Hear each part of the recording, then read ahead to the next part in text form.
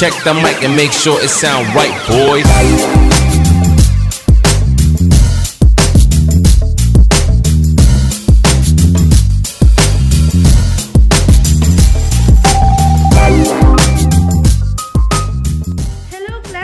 I'm Dailyn Warfield and welcome to my channel, Dailyn Vlog.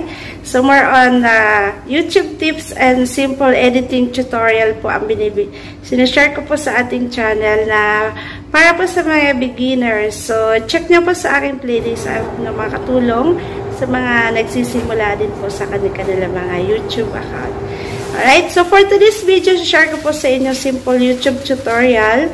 Editing tutorial sa KineMaster na kung paano po gamitin yung ating mga, kung nakikita nyo po itong lock sa KineMaster, share ko po sa inyo yung screen recording. So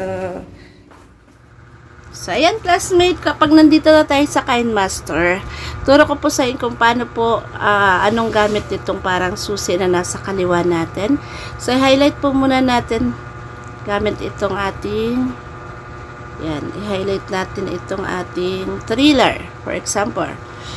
Yan. So, tanggalin natin itong isa at doble na. So, kapag ganyan po, yan, makikita nyo may susi dito. Itong susi, pindutin nyo po yan.